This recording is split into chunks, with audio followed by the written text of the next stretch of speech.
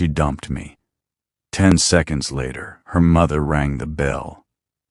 I never imagined heartbreak could arrive so quietly. One moment, I was standing in the hallway of the house I'd practically lived in for 2 years, my jacket still hanging on the same hook, my shoes beside hers. The next moment, she was telling me it was over, her voice steady, almost rehearsed, as if she'd practiced it in the mirror before saying it out loud. "I don't feel it anymore," she said, arms crossed, eyes avoiding mine. "We've grown apart." That was it. No fight, no tears, no explanation that made sense. Just like that, my girlfriend, no. My ex ended everything. I nodded like an idiot, pretending I understood, pretending it did. To feel like someone had reached inside my chest and crushed something vital. I picked up my jacket, hesitated like a fool, hoping she'd stop me, then stepped outside. The door closed behind me with a soft click. I stood on the porch, breathing in cold evening air, trying to process how my whole life had just been folded up and put away without my consent. I remember staring at the door for a long second, wondering if I should knock again, say something smarter, something that would change her mind. I did, to get the chance. The doorbell rang. Not from inside, from behind me. I turned around, confused, and there she was. Her mother. She stood at the bottom of the steps, elegant as always, wearing a simple cardigan over a fitted dress, her hair perfectly in place. She looked at me with an expression I could, to rate at first something between concern and certainty. "Why are you still here?" she asked softly. I swallowed. She just broke up with me. I was leaving. She stepped closer, her heels clicking against the stone. Up close, I noticed details I'd always ignored before. The calm confidence in her posture, the way her eyes held mine without flinching, the faint scent of perfume that felt warm instead of sweet. "Yes," she said. "I know." That surprised me. "You know?" "I heard," she replied simply. Then she did something unexpected. She reached past me and opened the door again. "Come inside." I hesitated. "I don't think that is a good idea." She smiled, but it was the polite, distant smile she usually gave me at dinners. This one was slower. Intentional. "Oh, it is," she said. "Trust me." Before I could argue, she gently touched my arm and guided me back in. The house felt different now, quieter, heavier. My ex's footsteps faded down the hallway as she disappeared into her room, door closing firmly, decisively. Her mother led me into the living room and gestured for me to sit. "You don't deserve to be thrown away like that," she said, sitting across from me, crossing her legs with ease. "Especially after everything you've done for her." I stared at the floor. "It is what it is." "No," she said sharply. "It is not." I looked up, surprised by the steel in her voice. She was watching me closely now, as if weighing something in her mind. "You loved her," she continued. "I saw it. You were patient, loyal. You stayed when things were difficult." My throat tightened. No one had said that to me before. Not her. Not anyone. "She does appreciate men like you," her mother said. "But I do." That made me uncomfortable. I think I should go." I stood up, but she stood too faster than I expected and stepped into my space, not touching me, just close enough that I could feel her presence, steady and grounding. "Listen to me," she said quietly. "You were hurt. You were confused, and right now you think leaving is the strong thing to do." Her eyes softened. "It's not." I frowned. "Then what is?" She looked at me for a long moment. The house was silent except for the distant hum of the refrigerator. Then she spoke, slowly, deliberately. "Staying," she said, "and letting someone take care of you for once." I laughed nervously. "You were her mother." "Yes," she replied, "and I am also a woman who recognizes value when she sees it." My heart started pounding, not with desire exactly, but with something more dangerous attention. Validation. The kind that sneaks in when you are broken open. "This is inappropriate," I said, though my voice lacked conviction. She tilted her head. "Is it?" She reached out, finally touching me, just her fingers resting lightly on my wrist. The contact was gentle, almost innocent, but it sent a shock through me. She ended things, her mother said. Cleanly, cruelly, she made her choice. Her fingers tightened just a fraction. Now you get to make yours. I pulled my hand back, running it through my hair. I don't know what you were suggesting. She stood very still, then smiled again, this time with complete clarity. I'm saying, she said, that if she does to want you, you are not unwanted. My breath caught. You are mine now. The words hung in the air, heavy and unreal. Before I could respond, footsteps echoed from the hallway, my ex moving around in her room, unaware of the moment unfolding just meters away. Her mother stepped back, reclaiming her composed posture. Stay for dinner, she said calmly. You shouldn't drive like this. And just like that, the line between right and wrong blurred, not with passion, but with something far more dangerous: belonging. Dinner was quiet in a way that felt intentional. Her mother moved around the kitchen with practiced grace, setting plates, pouring water, asking simple questions in a calm voice that did demand answers. My ex never came out of her room. The absence sat between us like a third person at the table. I barely tasted the food. My mind kept replaying her words, you, mine now, over and over, as if they'd been branded somewhere behind my ribs. I told myself she hadn't meant it the way it sounded, that she was just trying to comfort me, that I was projecting because I was vulnerable, but every time our eyes met, that excuse weakened. You can stay in the guest room tonight, she said casually, as if it were already decided. It's late. I should probably go, I replied, though I did stand. She looked at me, really looked at me. Do you want to be alone right now? The honest answer scared me. No, I admitted. She nodded once. Then stay. The guest room was at the end of the hallway, directly across from her bedroom. I noticed that immediately and hated myself for noticing. She handed me a towel, told me where to find clean clothes, her fingers brushing mine again, brief but not accidental.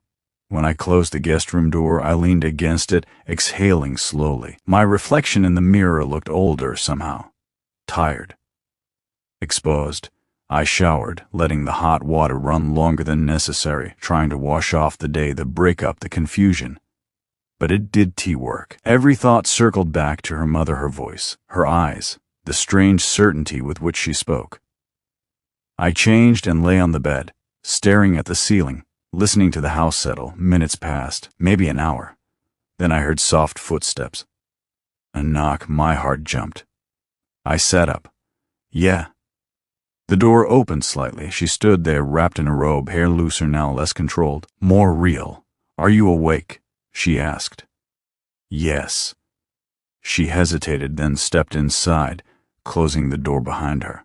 The click felt louder than it should have. I could sleep, she said. Neither could you, I can tell. She sat on the edge of the bed, leaving space between us, not touching. Yet. I want to be clear, she continued. Nothing happens tonight unless you want it to. You already lost enough control today. I swallowed. Why are you doing this? She looked at her hands for a moment before answering. Because I watched my daughter take you for granted, and because I see how alone you are right now. She turned to me, and because I've been lonely for a long time too. That honesty disarmed me more than any flirtation could have. I don't want to hurt anyone, I said. You want tea, she replied. She ended it. She closed that door herself. Silence stretched again, thick and charged. Slowly, she reached out and placed her hand over mine. This time I did pull away. Her touch was warm, grounding. Nothing rushed. Nothing desperate. You don't belong to someone who discards you, she said softly. You belong where you are valued. I looked at her, really looked at her, and for the first time, I wasn't thinking about how wrong it was. I was thinking about how right it felt to be seen. She leaned in, not to kiss me, but to rest her forehead lightly against mine. Our breathing sensed naturally, without effort. If you say stop, she whispered, I will. I did say anything, so she kissed me. It was slow, careful, nothing like the frantic kisses of a secret affair. It felt intentional, almost reverent, like she was tasting a decision rather than making a mistake. When she pulled back, her eyes searched mine. Still okay? I nodded. She exhaled, a small smile appearing. Good. The night unfolded gently after that. No urgency, no guilt-ridden rush, just two people finding comfort in each other when the world had tilted too hard. By morning, reality returned. Sunlight streamed through the window. I woke alone, her side of the bed cool. For a moment, panic flared. Had I imagined everything? Then I smelled coffee. I walked into the kitchen to find her already dressed, composed again, as if the night hadn't softened her at all. She smiled when she saw me. "Good morning," she said. Before I could respond, another voice cut through the air. "So this is what you do now." My ex stood in the doorway, arms crossed, eyes sharp. She looked from me to her mother, realization dawning too late. Her mother did flinch. "Yes," she said calmly. "This is what I do when someone I care about is treated carelessly." My ex scoffed. "You, unbelievable." "No," her mother replied. "I am honest." My ex turned to me. "You could even wait a day." I opened my mouth, but her mother spoke first. "You don't get to be angry," she said. "You gave him up." The silence that followed was brutal. My ex grabbed her bag and stormed out, the front door slamming hard enough to rattle the walls. I stood there, heart racing, guilt and relief tangled together. Her mother turned to me, expression unreadable. "Well," she said quietly, "that was inevitable." I ran a hand through my hair. "This just got complicated." She stepped closer. "No, it just got honest." She reached for my hand again, firmer this time. "If you stay," she said, "people will judge. They'll whisper. They'll call it wrong." She met my eyes. "But if you leave, you always wonder." The choice sat heavy in my chest, and for the first time since the breakup, I realized something terrifying. I did want to walk away. I stayed. Not because it was easy, not because it was simple. I stayed because walking away felt like lying to myself, and I was too tired to pretend anymore. The days after were quieter than I expected. My ex did come back. She did call. Whatever storm she carried out the door with her, she kept it. The house adjusted to a new rhythm, one that felt strange but not wrong. Her mother never pressured me. That was the most dangerous part.